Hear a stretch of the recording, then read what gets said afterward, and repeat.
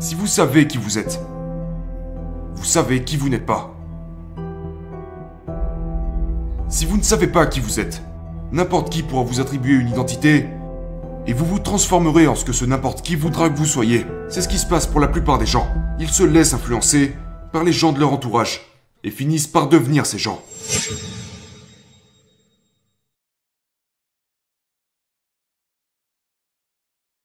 Appréciez le voyage, pas l'arrivée.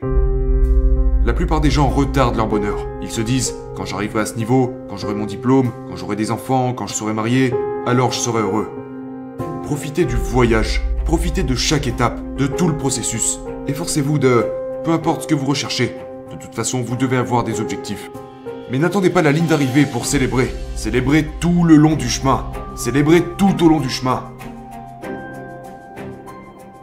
Vous ne savez pas ce que vous avez tant que l'enfer ne s'est pas déchaîné sur vous. Vous ne savez pas à quel point vous êtes résistant tant que vous ne faites pas face à une véritable forme de pression. Vous ne savez pas à quel point vous pouvez endurer tant que les gens ne vous ont pas mis des coups de couteau dans le dos. Vous ne savez pas à quel point vous êtes courageux tant que vous ne vous êtes pas retrouvé dans le feu, la lutte et les épreuves. Vous ne pouvez pas connaître ce qu'il y a en vous en étant vautré dans un fauteuil, à tenir une télécommande et à regarder HBO ou Cinemax, mais en faisant face à la terreur de l'enfer. Seulement là, vous pourrez voir ce qu'il y a en vous.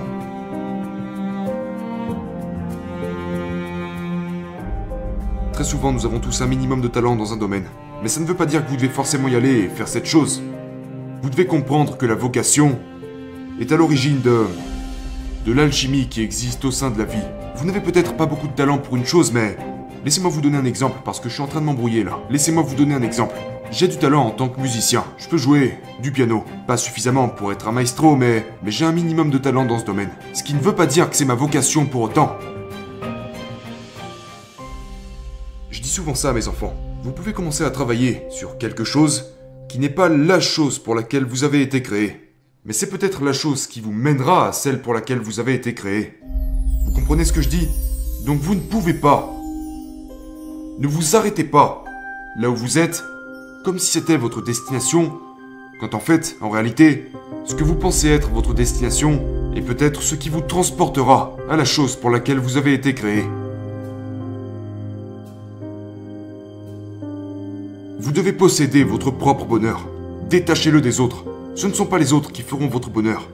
Vos enfants ne vous rendront pas heureux. Votre épouse ne vous rendra pas heureux. Une grande maison ne vous rendra pas heureux. Soyez propriétaire de votre bonheur. Tenez-vous responsable de faire toutes ces choses qui vous apportent de la joie dans votre cœur. Indépendamment de la vie, des gens, de l'argent et tout ça. Parce que toutes ces choses ne vous apporteront pas nécessairement le bonheur. Vous devez prendre la responsabilité de cette paix et cette joie qui vit à l'intérieur de votre cœur et pas à l'intérieur de votre matériel.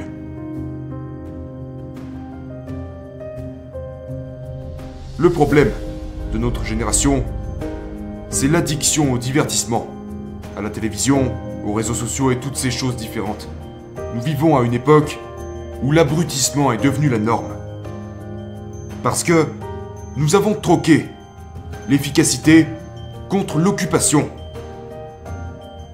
Nous sommes plus occupés que toute autre génération ayant vécu au cours des 300 à 400 dernières années. Nous sommes constamment occupés. Et nous pensons que parce que nous sommes occupés, nous sommes productifs. Mais j'aimerais que vous oubliez votre emploi du temps pendant une minute pour vous demander, suis-je réellement productif? Ou ai-je seulement encombré ma vie de toutes sortes de choses qui ne sont rien d'autre que des contraintes inutiles qui drainent mon énergie et m'empêchent d'être au plus haut et au meilleur de moi-même? Et est-ce que je ne remplacerai pas toutes ces choses, qui ne sont rien d'autre que des occupations sans importance, contre une réelle efficacité? 80% des choses que nous faisons sont des choses qui appartiennent au domaine de l'occupation, des activités qui ne sont pas importantes, en plus de ne pas être productives. La personne moyenne ne passe que 20% de son temps à faire des choses véritablement productives, des choses pendant lesquelles elle est créative, passionnée, enthousiaste, mais passe le reste de son temps à faire toutes sortes de choses inutiles. Nous passons du temps à faire des choses complètement inutiles. Maintenant, je me demande ce qui se passerait si nous prenions tous, chacun de notre côté, les 80% des choses que nous faisons, qui ne sont rien d'autre que des occupations sans importance, et les 20% des choses que nous faisons qui sont vraiment productives et que nous inversions ces chiffres, afin de consacrer 20% de notre temps aux choses que nous devons faire et 80% de notre temps à la chose pour laquelle nous avons été créés.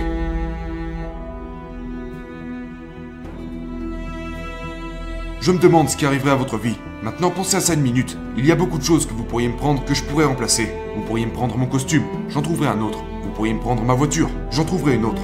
Vous pourriez me prendre ma maison, je trouverai une autre maison.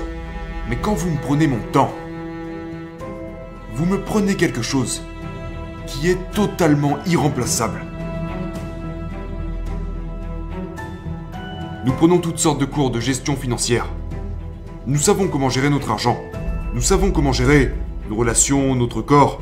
Nous savons faire toutes sortes de choses sauf la plus importante, celle de valoriser notre temps.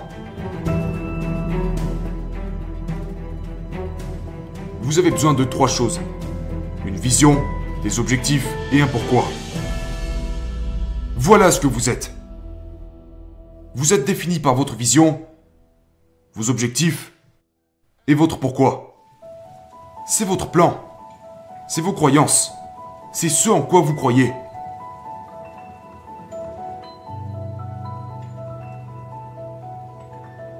Si vous savez qui vous êtes, vous savez qui vous n'êtes pas.